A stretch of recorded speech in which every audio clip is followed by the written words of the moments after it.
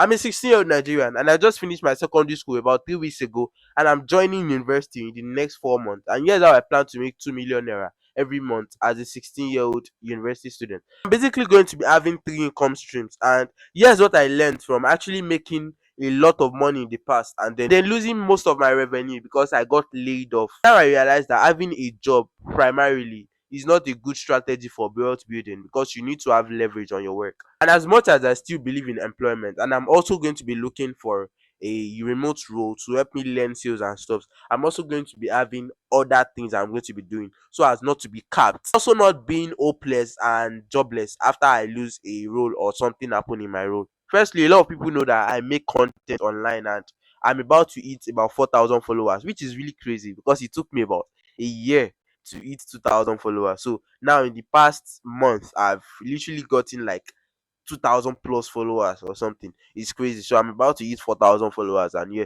And what I really plan to do is I plan to go into monetizing my content, because the other day I was talking to a person which I really look up to in the content space, and she told me, why are you not monetizing your content yet? And I basically had to say anything because I was afraid of, yeah, because the pressure was too much and I just don't know how to go about it. And basically, our mentorship for building a product that I can sell online is about 35,000 naira, which I should be able to get.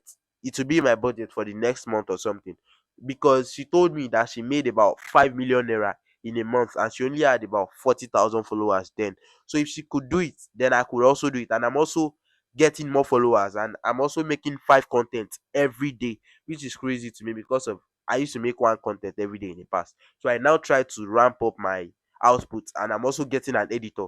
So yeah, and I think I should be able to lock in 400,000 to 500,000 naira every month from that income stream. And I'm also going to be having a lot of fun while doing it, because this is basically helping other people to achieve their dreams. Yeah. My second income stream is something I never spoke publicly about, which is CPA marketing.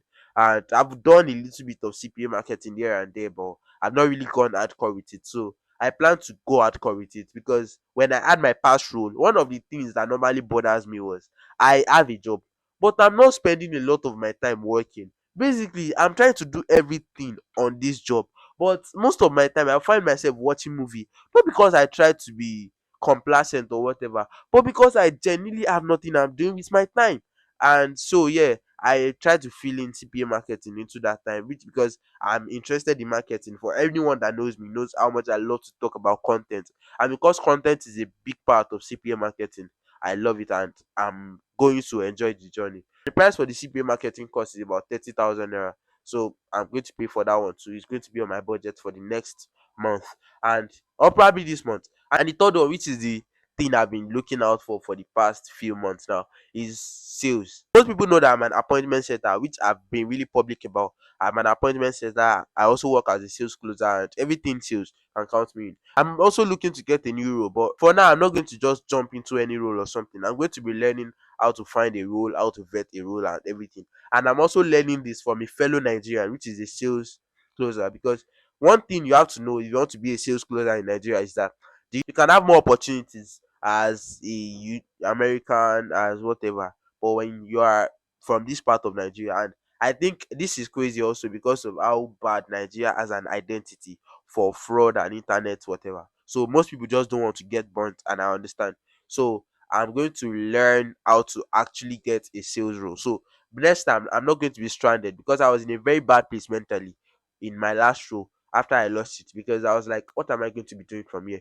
It was a crazy thing of an identity crisis, because I just didn't know what I was doing and anything. And the crazy thing is that these three, they interfeed themselves. And when I actually get successful enough with any of those income stream and I start making more money, it's going to be feeding each other, because if I get successful, now I have more proof, more case study, more whatever to be able to yeah. So it's just crazy. So that's basically my plan for now, and I genuinely don't plan to get a 9 to 5 job, because my mom have been pushing me to get a 9 to 5, which I've submitted two CVs and I've not gotten back from them. But if I eventually get back from them and they hire me, I'm going to find a way to go about it, or there shall be a way. But for now, the only way I'm making money currently is by clipping, because I once had my friend tell me about clipping, but I was not just really into it because I just didn't like the idea of, yeah, working and editing for other people and stuff. But now I actually got in because I was desperate for the money,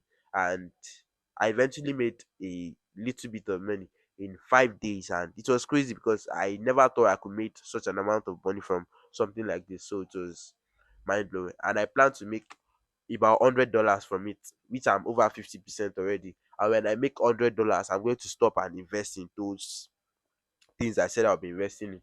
Because there's this thing that can happen to me where I'm like, let me just make more money, more money, more money from this thing. And when I'm making more money, I'll just be trapped in this particular thing and I'm not even going to be able to grow. And one of the best things I normally advocate for is growth. Because if you cannot see a growth pattern for you in this field, you have to leave. I'm not saying leave, but you have to stack up some money and find a way to make the room for yourself. Because if other people are not going to be the one reaching out for you. Other people are not going to look out for you and be like, what's going to benefit this guy? Everyone is looking for what is going to benefit themselves. So you also have to look out for you. You are your number one supporter. So if anyone else comes and say they this, they that, you have to look with your two eyes and see, does this thing really favor me? Or I'm just being another person's tool. And it's okay to be a tool for someone and be getting paid for it, but don't be a tool for long, because it's not going to end well for you. It's going to end well for others because you are like a leverage. You are a worker for them, and they are taking out of the money you are generating, but it's not going to end well for you. So I'll see you on my next video, and I'm also planning to be consistent with YouTube. So I'll see you on my next video.